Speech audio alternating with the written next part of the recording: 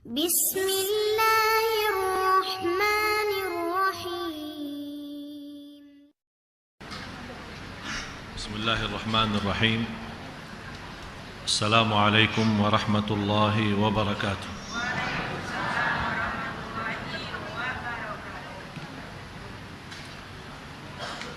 إن الحمد لله نحمده ونستعينه ونستغفره ونعوذ بالله من شرور أنفسنا ومن سيئات أعمالنا. من يهده الله فلا مضل له ومن يضلل فلا هادي له، وأشهد أن لا إله إلا الله وحده لا شريك له، وأشهد أن سيدنا ونبينا محمدا عبد الله ورسوله. اللهم صل وسلم وبارك على سيدنا محمد وعلى آله وصحبه ومن تبعهم بإحسان إلى يوم الدين. سبحانك لا علم لنا إلا ما علمتنا إنك أنت العليم الحكيم. Maha suci Allah,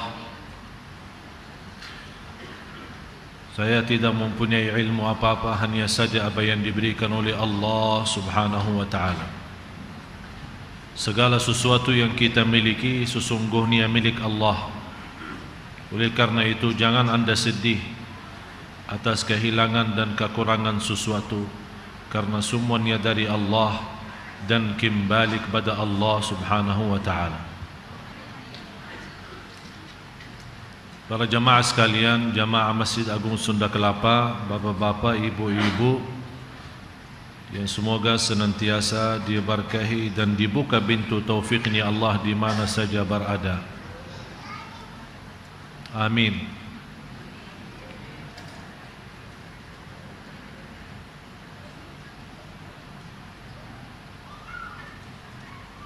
Jamaah sekalian yang dimuliakan Allah Subhanahu wa ta'ala,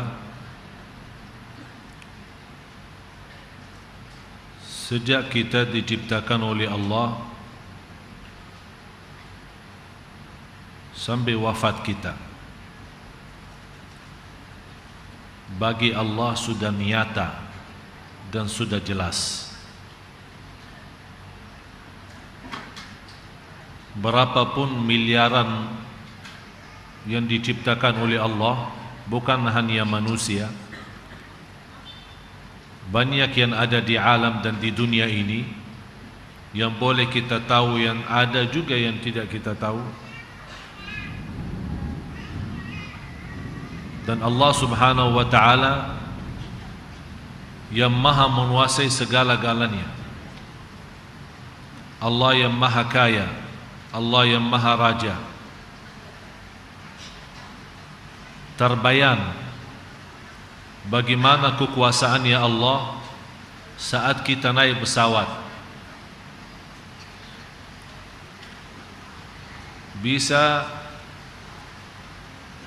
dalam penerbangan pesawat itu berjam-jam di atas air laut, yang saat itu saya berfikir, pas saya lihat dari window pesawat, melihat ke bawah, yang saya lihat saja atau boleh yang nampak dan terlihat adalah air laut. Apalagi yang suka berangkat ke negara yang jauh, ke Inggris atau ke Amerika atau ke mana, bisa melebihi 6 jam hanya di atas laut. Di saat kita naik pesawat dan di atas air laut saja, saya membayangkan mana miliaran manusia yang mengisi bumi ini, mana miliaran bangunan, mana miliaran nyawa, yang tua maupun muda maupun kecil, mana para pemimpin, mana para raja, mana para presiden, mana semua yang terisi di bumi ini. Ternyata yang namanya laut itu dalam kekuasaan Allah, di bawah kerajaan Allah, yang tidak terisi di dalamnya manusia, malah ternyata kerajaan laut itu lebih besar daripada darat. Jadi coba bayangkan betapa manusia kecilnya milik Allah Subhanahu wa ta'ala. Cuba bayangkan bagaimana kecilnya manusia dalam kerajaan Allah yang Maha Raja dan Maha Agung. Belum kita lagi melihat apa isi semesta alam. Belum kita lihat lagi apa isi langit-langit. Dari langit pertama sampai langit yang kedua, perjalanannya 500 tahun. Lebarnya satu langit sendiri 500 tahun. Sampai Rasulullah sallallahu alaihi wasallam menceritakan sebagian apa yang dilihat oleh sallallahu alaihi wasallam waktu Isra Mi'raj. Di antara cerita Rasulullah SAW waktu dia naik dan tembus dengan malaikat Jibril, dan setiap berhenti di langit ternyata ada pintu-pintunya dan ada yang jaga. Habis minta izin oleh malaikat Jibril untuk pintu, dan ditanya sama yang jaga, siapa? Malaikat Jibril menjawab, saya Jibril. Dan siapa? Dan Muhammad sallallahu alaihi wasallam. Kata malaikat yang menjaga, kami diperintahkan tidak boleh buka pintu langit kecuali untuk malaikat Jibril dan Nabi Muhammad sallallahu alaihi wasallam. Dibuka langit yang pertama dan dilihat oleh Rasulullah SAW hal-hal yang dahsyat. Apa yang dilihat oleh Rasulullah SAW bukan hanya berjumpa dan bertemu dengan para Nabi dan Rasul, terutama Nabi kita, Nabi ayah kita, semua keturunannya Nabi Adam alaihi salam. Sampai kata Rasulullah SAW, saya melihat Nabi Adam alaihi salam setingginya melebihi 70 meter. Setingginya Nabi Adam 70 meter ya. Jadi berapa jamaah Sunda Kelapa kira-kira? Setingginya 70 meter. Dan kalau dia lihat ke sebelah kanannya, senyum dan bangga, senang. Dan kalau dia lihat ke sebelah kirinya, nangis. Heran Nabi Muhammad SAW bertanya kepada malaikat Jibril, kenapa ayahku kalau dia lihat ke kanan senang dan senyum, kalau dia lihat ke kiri dia nangis? Kata malaikat Jibril, yang dilihat sebelah kanannya adalah keturunan Nabi Adam ahli surga, dan begitu dia melihat keturunannya yang masuk surga mesti senang dan bangga. Tapi begitu dia lihat keturunannya yang sebelah kiri, ternyata yang dihukumkan masuk neraka, Nabi Adam alaihissalam sedih dan nangis. Mudah-mudahan kita termasuk orang yang dilihat oleh Nabi Adam yang di sebelah kanan, bukan yang di sebelah kiri. Dan kata Rasulullah SAW, di situ di langit saya melihat dengan dahsyatnya dan kekuasaan makhluk Allah, miliaran malaikat. Rasul hanya menceritakan malaikat yang mengisi langit. Uttatis sama wa hukka laha an ta'id, kata Rasulullah SAW. Artinya apa?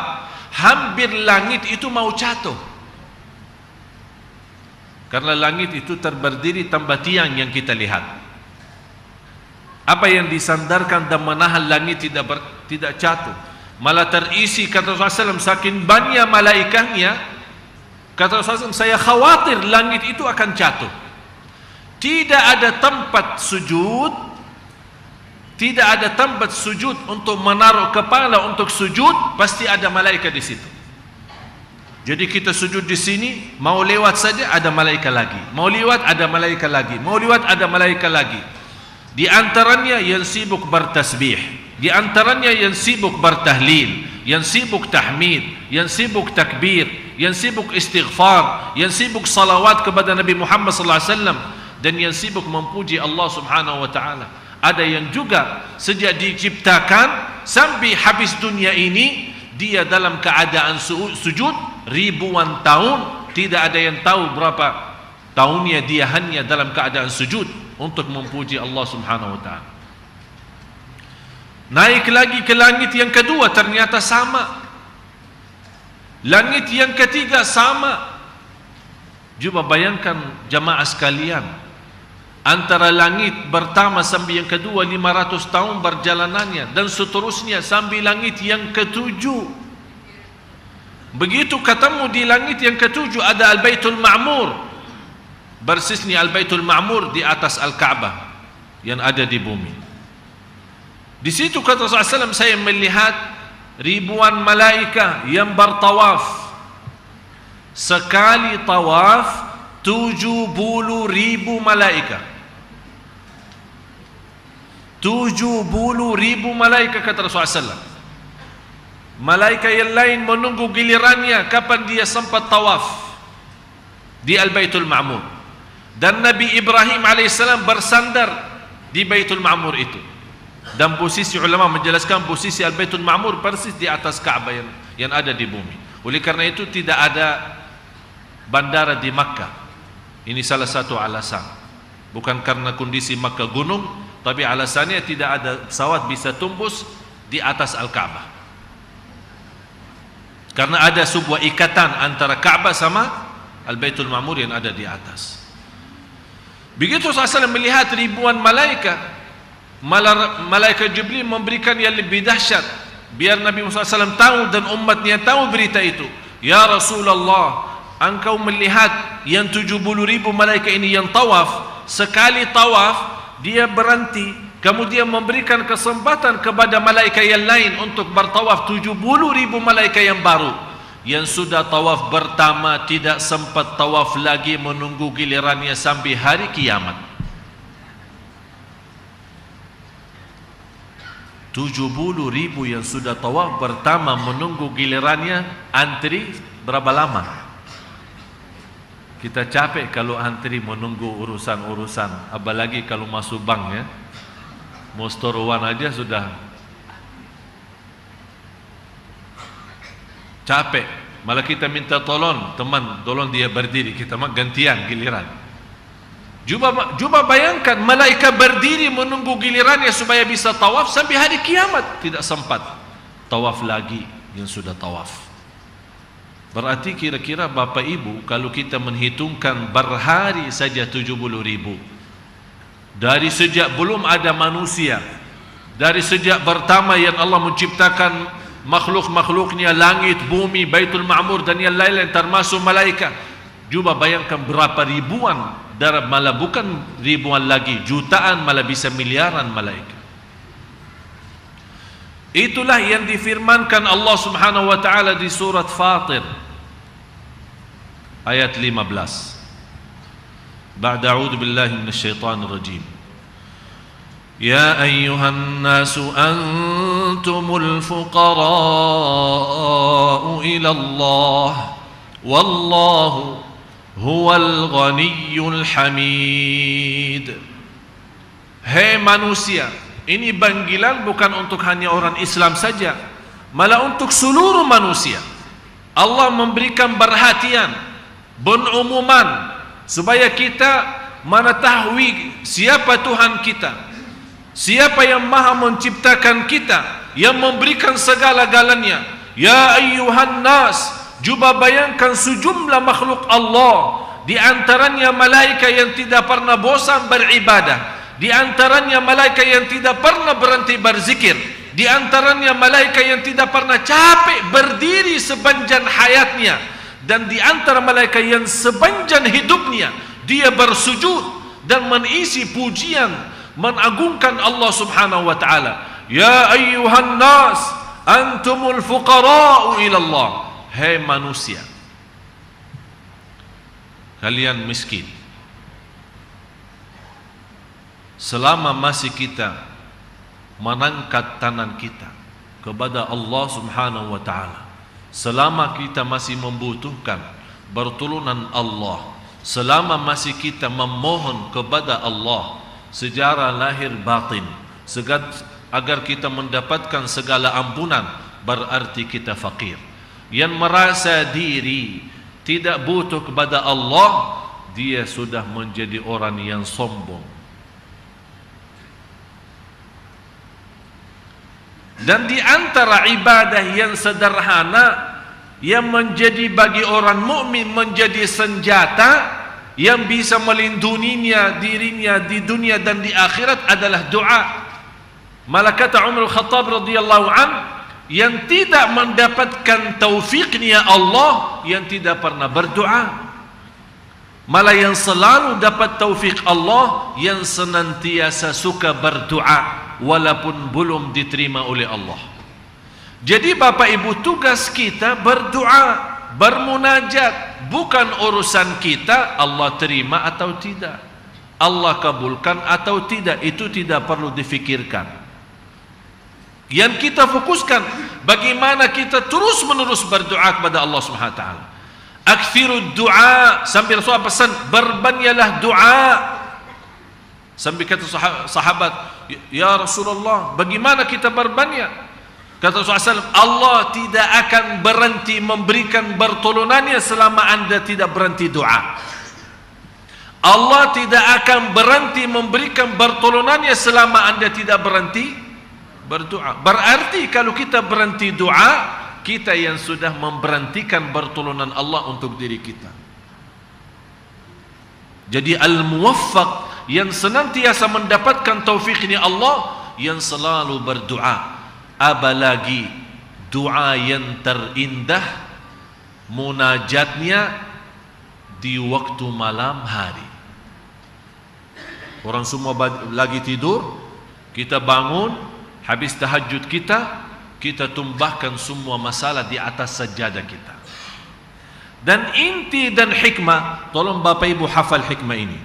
Inti dan hikmah daripada ujian dan bala, Allah mengeluarkan doa dari kita.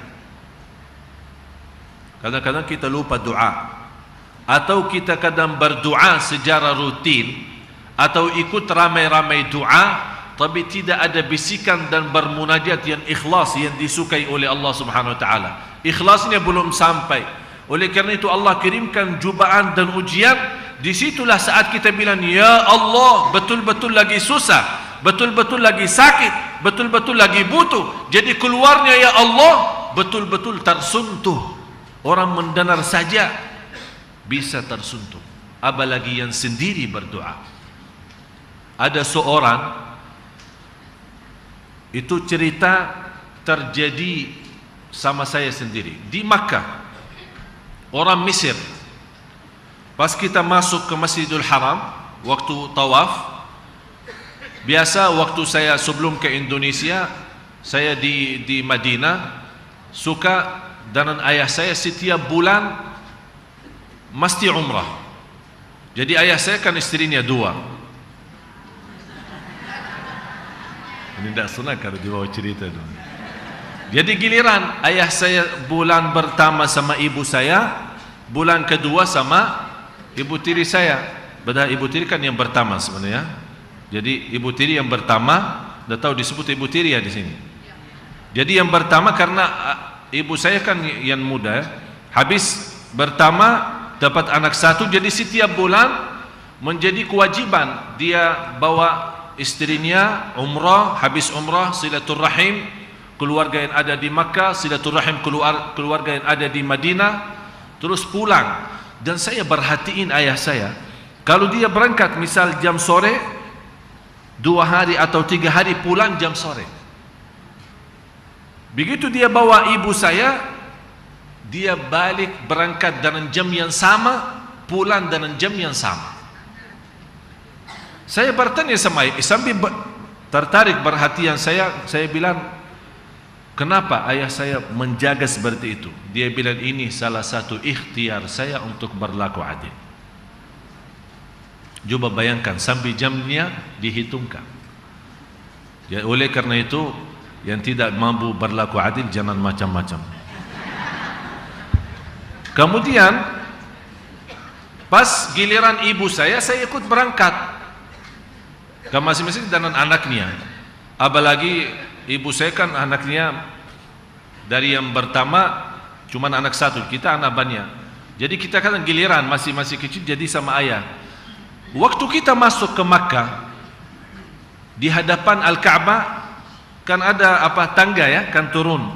Sebelum masuk ke kawasan tawaf kan ada tangga kita turun.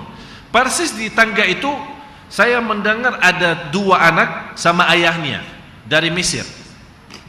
3 mereka ini yang menarik perhatian saya, lagi ribut berbicara dengan suara keras, jadi menarik perhatian orang. Mereka ini anak berkata dengan ayahnya, bagaimana kami lepaskanmu untuk jalan sendiri? Kamu buta, tidak bisa lihat. Kamu buta. Kalau kita lepasin nanti jatuh. Dia tetap menahankan dan menekankan anaknya, lepaskan aku.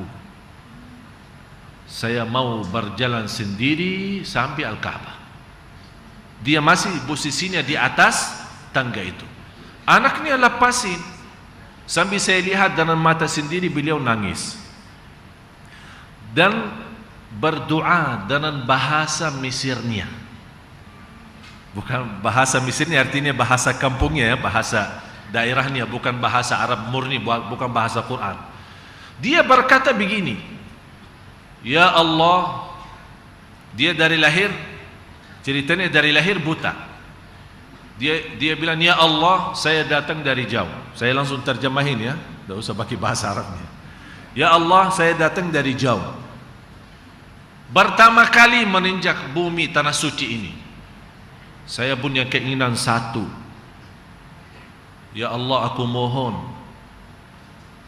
kalau memang Allah berduli sebagai hamba Allah, saya mohon sekali saja kasih saya sehat supaya bisa melihat Ka'bah. Habis itu silahkan ambil lagi, biar buta lagi. Umurnya 70 tahun.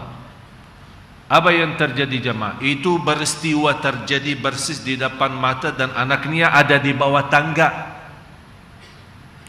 Beliau belum menurunkan tangannya, sungguh subhanallah sambil nangis, berteriak Allahu Akbar, labbaik Allahumma labbaik, labbaik la syarika laka labbaik, innal hamda wan ni'mata laka wal mulk la syarika lak. Dan dia berkata, indahnya Al-Ka'bah, bisa melihat indahnya Al-Ka'bah. Dia berkata seperti itu. Ternyata indah Al-Ka'bah. Dan anaknya kaget semua, nangis. Ayah, saya bisa lihat, emang bisa lihat Ka'bah. Dan dia berjalan sendiri sampai Al-Ka'bah, mencium Al-Hajarul Aswad. Dan di saat itu memang ramainya luar biasa. Saya ikutin di belakang dia, subhanallah, ya luar biasa dahsyat. Beliau jalan, para manusia itu tergeser sendiri. Sepertinya mereka buka jalan, seperti ada orang raja datang, atau biasanya kalau raja datang dikawal kan, ada polisi dibuka. Ini tidak pakai polisi, tapi manusia minggir sambil masuk Hajarul Aswad dan cium, dan kemudian tawaf. Orangnya masih hidup bapak ibu, dan alhamdulillah ini ceritanya kurang lebih 5 tahun sampai sekarang orangnya masih bisa melihat. Coba bayangkan bagaimana baiknya Allah subhanahu wa ta'ala. 70 tahun buta, tidak pernah berobat dan tidak pernah punya harapan untuk sembuh.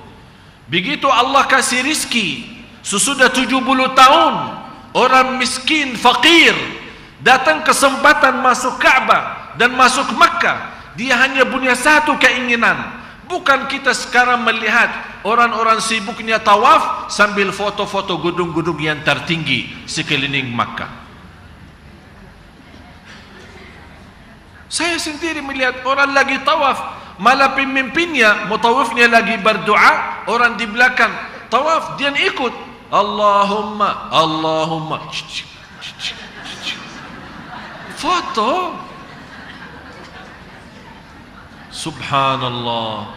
Ternyata fantas negara Indonesia yang terbesar jamaah haji, yang terbesar jamaah umrah, kalau begini umrahnya, ya fantas tidak akan berhenti korupsi, tidak akan berhenti kacau negeri ini. Padahal kita kesempatan berangkat dari sini membawa segala dosa dan kotoran, balik dari sana seperti anak yang baru lahir, bersih dan suci. Ya ayyuhan nas antumul fuqara.